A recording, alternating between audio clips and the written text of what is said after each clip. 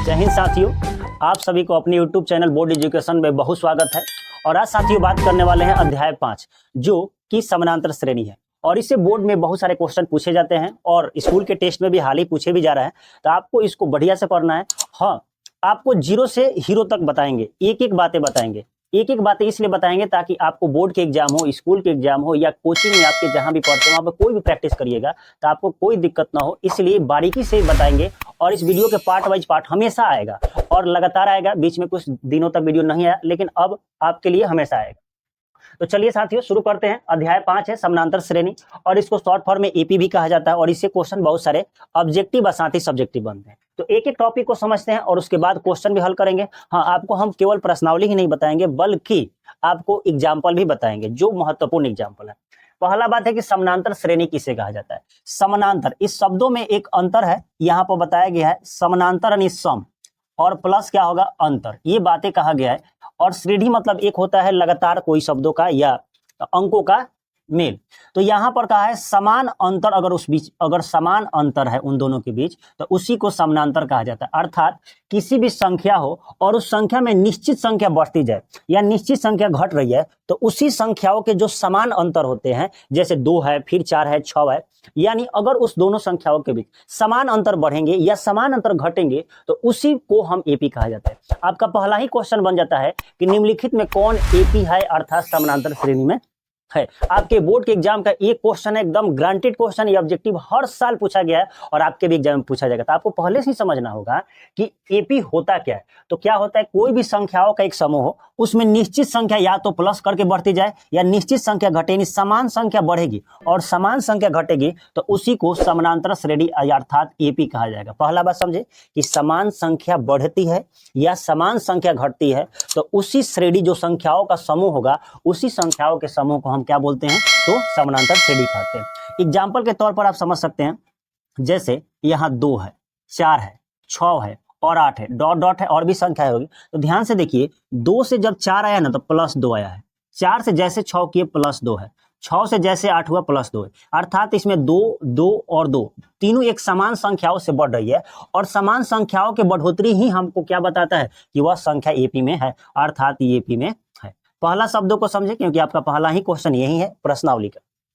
दूसरा है कि सार अंतर किसे कहा जाता है। तो सार अंतर समझिए क्या होता है, यानी कॉमन, दोनों के बीच में कुछ अंतर होगा, उसी को सार अंतर कहा जाता है, कॉमन डिफरेंस। जैसे इन दोनों में कितने का अंतर है, तो 2 का अंतर है। इन दोनों में कितने का अंतर है, 2 का अंतर है। इसमें कितने का अंतर है, 2 का अंतर है। तो यही जो अंतर होता है, यानी 2 पदों के बीच के अंतर को ही सार अंतर कहा जाता है। जैसे हम यहाँ एक और एपी लेते हैं एग्जाम्पल में, 3 हो गया, 6 हो गया, 9, 12 और 15, ये 3 का अंतर है। देखिए यहां से यहां तक गए तो प्लस 3 है, फिर यहां से यहां तक गया तो प्लस 3 है। तो ये 3 का अंतर ही हमें क्या कहलाता है, सार अंतर। अब यहां से एक टॉपिक देखिए जो बहुत ऑब्जेक्टिव से आपके पूछा जाएगा एग्जाम में, कि एपी का व्यापक रूप क्या होता है। एपी का व्यापक रूप क्या होता है, व्यापक रूप यानी उसको किस रूप में लिखा जाता है। तो ध्यान दीजिए, जो भी एपी होगा ना, उसको पहले टर्म जो होगा इसको पहला पद कहा जाता है। ये पहले वाले को पहला पद कहा जाता है। तो पहला पद को ए से सूचित किया जाता है, ध्यान रखिएगा। और इसके बीच में जो अंतर होता है ना, कॉमन डिफरेंस, इसको डी से सूचित किया जाता है। तो यहाँ पर सार्व जो अंतर होगा, सार्व अंतर, इसको बोला जाता है डी। तो ये तो डी अंतर बढ़ते चला जाएगा। ध्यान से समझिएगा, आपको यहाँ समझना है एपी का व्यापक रूप। मान लीजिएगा हम एक एपी लिखे, एपी लिखेंगे तो पहला पद तो जरूर होगा, पहला पद। तो पहला पद जैसे यहाँ पर 2 है, इसको समझिएगा कैसे आया है यहाँ पर।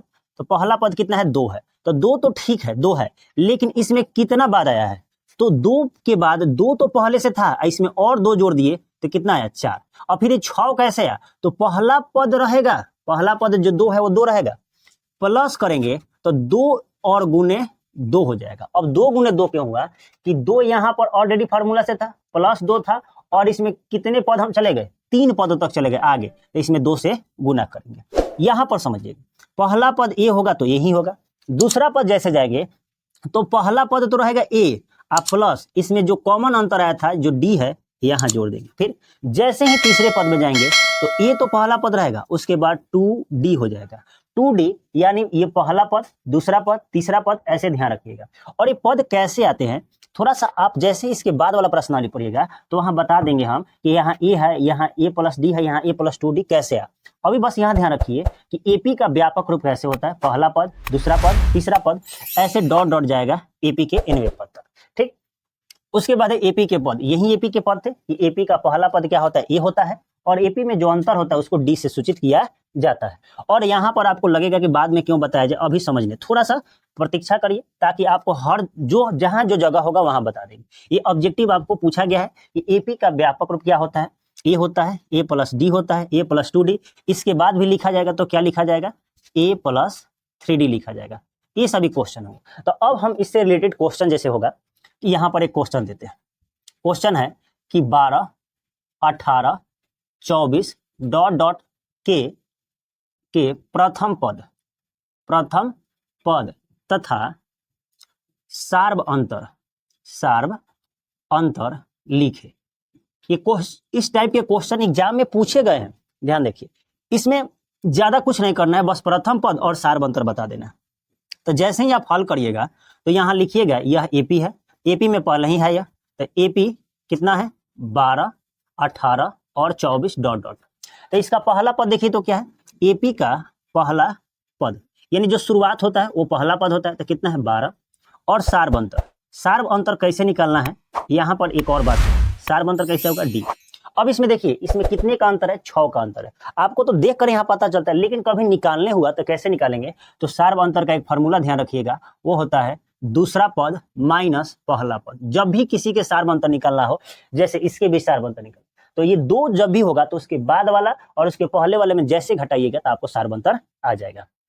तो यहाँ दूसरा पद कितना है 18, तो 18 में से हम 12 घटाएंगे तो कितना आएगा 6, यही होगा सार्व अंतर। इसी आधार पर एक क्वेश्चन उदाहरण 1 भी पूछा गया है जो आपके किताब का है, वो हम आपको समझा देते हैं लिखकर कि कैसे उसका आंसर होगा। बिल्कुल सेम क्वेश्चन ऐसे ही है, और देखिए कैसे वो क्वेश्चन पूछा गया है। वो आपके उदाहरण 1 से शुरू होता है। वही उदाहरण 1 बहुत बार बोर्ड एग्जाम में भी पूछा गया है और बहुत सारे बच्चे ने छोड़ भी दिया है, तो ध्यान रखिएगा आपको नहीं छोड़ना है, क्योंकि बच्चे घबरा गए कि बट्टा में है तो कैसे बनेगा। बट्टा वाला भी क्वेश्चन आपको बनाना है, हर क्वेश्चन हम आपको बताएंगे जो आपके एग्जाम के लिए इंपॉर्टेंट होगा। उदाहरण 1 देखते हैं, उदाहरण से ही हम शुरू करेंगे, उदाहरण बताएंगे, प्रश्नावली सभी बताएंगे। उदाहरण में लिखा है एपी यानी पहले ही कह दिए समानांतर श्रेणी में है, 3/2, 1/2 और -1/2 और -3/2 डॉट डॉट कहा। उसके बाद लिखा के लिए प्रथम पद ए और सार्व अंतर डी लिखिए। बस यही तो क्वेश्चन पूछा गया आपके एग्जाम में, पूछा गया, ये उदाहरण भी है, सार्व अंतर लिखिए। अब क्या करना है, इसमें ज्यादा तो कुछ कहा नहीं, बस कहा है कि प्रथम पद लिख दीजिए और सार्व अंतर कितना आएगा वो लिख दीजिए। बस इस क्वेश्चन का मुद्दा यही है कि इसमें क्या कहा है, तो प्रथम पद और सार्व अंतर।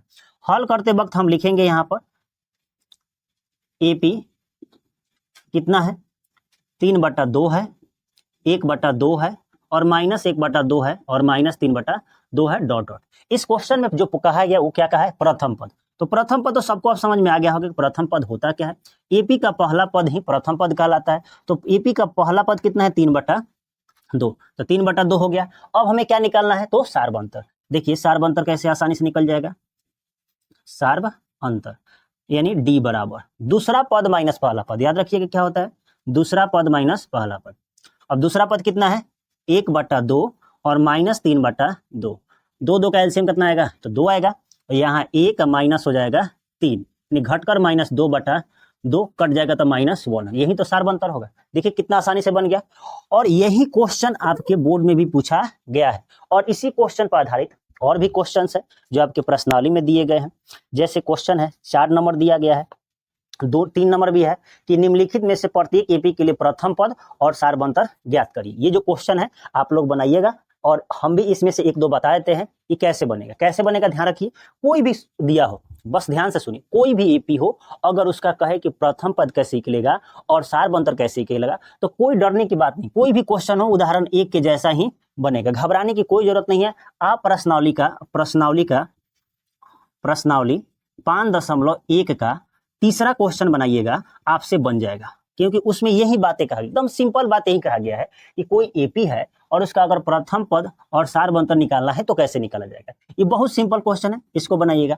अब दूसरा मेन टॉपिक क्या होता है कि अगर क्वेश्चन दी, जैसे अभी उदाहरण 2 समझाते हैं, उदाहरण 2 के आधार पर आप समझ जाएंगे कि अगर कोई एपी का पहला पद दिया है, यानी पहला पद मतलब किसका, ए का मान दिया है, और सारबंतर यानी डी का भी मान दिया है, तो एक एपी कैसे सजाए। ये क्वेश्चन बहुत इंपॉर्टेंट क्वेश्चन है। हम आपको अभी इसको मिटाते हैं, उसके बाद लिखकर समझाते हैं। देखिए अब जो उदाहरण 2 है उसको ध्यान समझिएगा, क्योंकि ये ऑब्जेक्टिव बेस्ड क्वेश्चन है। ऑब्जेक्टिव इसी तरह के क्वेश्चन पूछे जाएंगे कि निम्नलिखित में कौन एपी में है या कौन एपी में नहीं है। 4 ऑप्शन दिए जाएंगे आपको और उसमें बताना होगा कौन एपी में है और कौन एपी में नहीं है। तो यह तो उदाहरण 2 का क्वेश्चन है, कौन एपी में है कौन नहीं है। ये चारों को हम चेक करते हैं कि कौन एपी में है और नहीं है। चेक कैसे करना है, अगर सार बंतर निकालिएगा और सबके सार बंतर अगर बराबर आ जाए, अगर मान लीजिए पहला का अंतर निकाले, अगर वो बराबर आते चला गया तो वो एपी में होगा। अगर सार बंतर बराबर नहीं होगा तो कहिएगा एपी में नहीं है। पहला बात ध्यान रखिएगा, एपी में कौन है और कौन नहीं है, आपको इसी बात से पता चल जाएगा। चलिए पहला को देखते हैं कि एपी में है कि नहीं है। तो क्या लिखा गया है, 4 लिखा गया है, 4 है, उसके बाद 10 है, उसके बाद 16 है और क्या है 22 है। कम से कम 2 अंतर में काफी हो जाएगा। 2 अंतर निकालिएगा जैसे, उसी से पता चल जाएगा वो एपी में है कि नहीं। पहला अंतर D1 निकालते, अंतर निकालने के लिए ही बताए कि दूसरे पद में से पहला पद घटाना है। पहला अंतर है इन दोनों के बीच, तो दूसरा पद क्या होगा, अभी 10 होगा और पहला पद क्या होगा 4 होगा। तो इसमें से घटाएंगे तो कितना आएगा 6। पहला डी निकले, पहले डी से आपको कंफर्म नहीं होना है, क्योंकि पहला अंतर तो सबका निकाल सकते हैं, लेकिन दूसरा अंतर तीसरा कम से कम 2 या 3 निकालिएगा। चलिए हम 3 निकालते हैं। D1 हो गया और D2 हो गया। तो D2 फिर आगे बढ़ेगा क्योंकि इन दोनों के बीच एक अंतर आया, अभी यहाँ अंतर है। तो दूसरा पद माइनस पहला पद, यानी 16 में से 10 घटाएंगे तो यहाँ भी कितना आ गया 6। 2 को अभी बराबर है, तीसरा भी देख लेते हैं D3 तो फिर इसके बीच अंतर तो 22 में से 16 घटाएंगे, 16 6 कितना होता है 22, यानी तीनों तो अंतर बराबर आ गया। तो आप बोलिए तो क्या होगा, तो बिल्कुल सही, यानी यह एपी में है, एपी में है। ये तो समझ गए आप कि एपी में कब है नहीं। क्योंकि देखिए आपको अगर कंटिन्यूअस नहीं ध्यान रखिएगा तो हो सकता है से आपके क्वेश्चन मिस हो जाए। तो क्वेश्चन को मिस नहीं करना है, आप ध्यान से समझिए, आपके लिए ये सभी चीज बनाया जा रहा है। और कंटिन्यूअस हर चीज को देखिएगा, क्योंकि कंटिन्यूअस इसके बाद हमेशा वीडियो आएगा। दूसरा को चेक करते हैं, दूसरा लिखे, यहीं से चेक कर देते हैं। D1 निकालते हैं सबसे पहले। तो D1 दूसरा पद माइनस पहला पद, तो दूसरा पद -1 है और हमेशा घटाना है, ध्यान रखिए। और ये +1 है तो -1 हो जाएगा, अर्थात -1 और -1 कितना होगा -2 होगा। D1 निकला। अब D2 निकालते हैं। D2 के लिए फिर दूसरा पद -3 है और माइनस तो घटाने के लिए, और ये -1 है तो -1 करेंगे तो ये होगा -3 और माइनस माइनस प्लस कितना होगा 1, और ये कितना हो जाएगा -2। यहाँ भी 2 अभी बराबर है। D3 भी निकालते हैं इसका। D3 निकालेंगे तो फिर -5 में से -3 को करेंगे, हटाएंगे तो -5 अब प्लस कितना होगा 3, यानी ये भी -2। ये 2 तो बराबर आ गया, तो ये भी एपी में है। 2 आप समझ गए कि एपी में है। यह एपी में है, इसलिए इसमें और भी पद कहेगा कि 2 निकाल भी दीजिए, तो वो भी बता देते हैं आपको कैसे निकालना है। तीसरे को देखिए, तीसरा है -2, तो पहले D1 निकालते हैं। D1 तो 2 में से -2 आएगा, तो 2 तो आएगा और माइनस फार्मूला को देखिए -2 है तो -2 कोष्ट में कर देते हैं। 2 अब प्लस हो जाएगा, अब 2 क्योंकि माइनस माइनस प्लस कितना आ जाएगा 4 आ जाएगा, ठीक। एक D1। अब D2 निकालते हैं। D2 निकालेंगे तो कितना आएगा -2 और यहाँ घटाना है 2 को, तो ये भी आ गया -4। अब यहीं से आपको अंतर गड़बड़ हो गया, यहाँ आया 4 और यहाँ -4, यानी यहीं पर दोनों अंतर बराबर नहीं है, तो इसलिए कह देंगे कि एपी में नहीं है।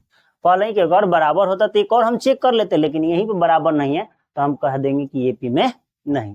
तीसरा को, चौथा को देखते हैं। देखिए चौथा कितना खतरनाक क्वेश्चन दिया है, 1 1 2 2 3 3। कभी ऐसा संभव है, लगातार कभी होगा नहीं होगा। तो सीधे ऐसे क्वेश्चन को कहिएगा कि एपी में नहीं। ये सभी क्वेश्चन उदाहरण कितने के थे? 2 के थे। और प्रश्नावली के अब कुछ क्वेश्चन है वो भी बता देते हैं, ताकि एक वीडियो में आपका एक कंसेप्ट क्लियर हो जाए कि हमने क्या सीखा कि कौन कौन एपी में है, एपी के व्यापक रूप क्या है, सारबंतर क्या है, और एपी को कैसे जांचे और एपी के कैसे पद निकाले, ताकि एक वीडियो में क्लियर होगा तो आपका प्रश्नावली 5.1 अच्छे से समझ में आएगा। उसके बाद के लिए बाद में देखेंगे। अब क्वेश्चन प्रश्नावली का 2 नंबर क्वेश्चन है कि एक एपी ज्ञात करना है हमको। एपी के 4 पद, 5 पद, 6 पद, जितना कहेगा उतना निकालना है, लेकिन शर्त यह है कि उसका एपी का पहला पद और इसका सारबंतर दिया गया है। तब कैसे हम एपी के 4 पद या 5 पद ज्ञात करें, इसको समझते हैं। तो समझने के लिए सबसे पहले हम आपको बताए थे, मान लीजिए कि पहला का हमें एपी निकालना है, तो इसके लिए हम एपी का व्यापक रूप बताए थे। क्या होता है? ए होता है, ए प्लस डी होता है, और ए प्लस 2d और ए प्लस 3d होता है। ये 3 तक, यहाँ पर 4 तक है तो हमने 4 गो ही पद लिखा, 5 तक होता तो 5 तक लिखते। अब केवल इसमें मान रख देना है आपको।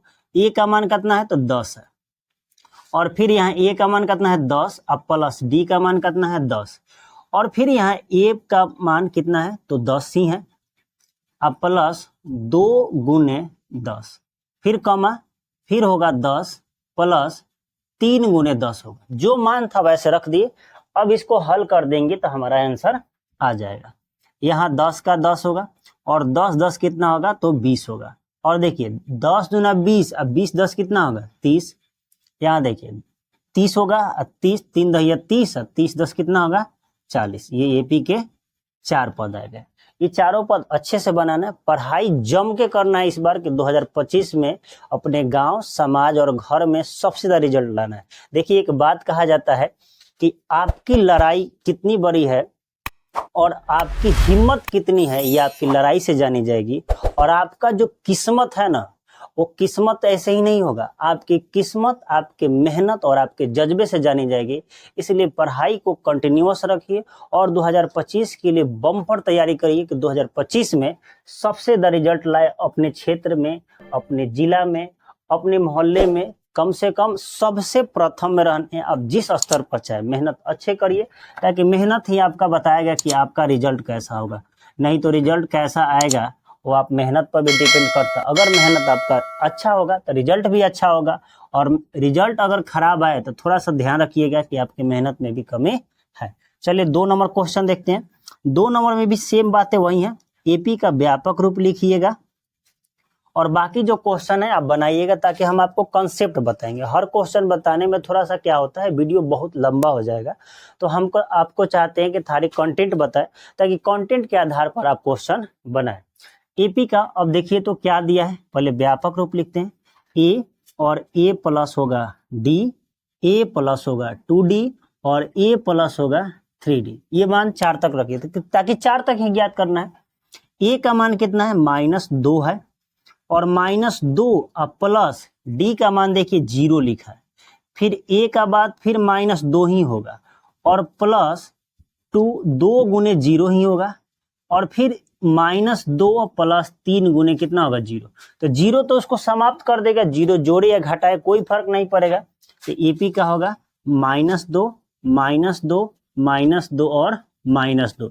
अर्थात यहाँ से ध्यान रखिएगा, अगर समान पद हो, 10 10 10 हो, 20 20, जो भी समान पद हो, उस पद को भी एपी में कहा जाता है, क्योंकि इसके बीच का अंतर क्या आता है? 0 आता है। अब चौथा क्वेश्चन यहाँ पर, तीसरा नहीं लिए ताकि आप बना लीजिएगा प्रश्नावली का। 2 नंबर क्वेश्चन आप बना लीजिएगा, एक बट्टा वाला तो आपको समझा दे। फिर इसका एपी का व्यापक रूप क्या होगा? ए होगा, ए प्लस डी होगा, ए प्लस 2d होगा, और ए प्लस 3d होगा। और यहाँ ध्यान रखिए, फिर वैसे ही मान यहाँ भी रखिएगा।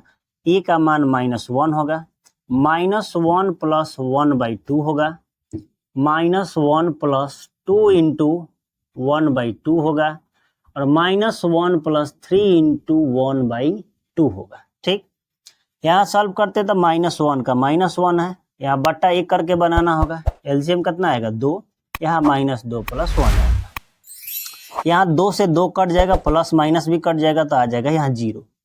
फिर यहाँ कितना होगा? -1 प्लस 3/2 होगा। फिर आगे जैसे बढ़ते हैं तो यहाँ -1 आ रहा है, यहाँ घटेगा 2 में से 1 तो -1/2 आएगा और 0, और यहाँ ध्यान दीजिए फिर यहाँ बट्टा का जोड़ आया तो बट्टा 1 करिए और यहाँ एलसीएम कितना आएगा 2, यहाँ आएगा -2 और प्लस होगा 3। लास्ट लाइन में आपका बन जाएगा -1 -1/2 0, और यहाँ से फिर घटेगा 3 में से 2 तो 1/2 1/2 आएगा। ये जो रहा फाइनल आंसर यूपी के 4 पद। ऐसे ही क्वेश्चन है, आपको बना लेना है और अपना ध्यान रखना है, बम्पर तैयारी करिए ताकि आने वाले समय में आप अपना मेहनत दिखा सके। फिर नेक्स्ट वीडियो मिलते हैं, तब तक के लिए जय हिंद।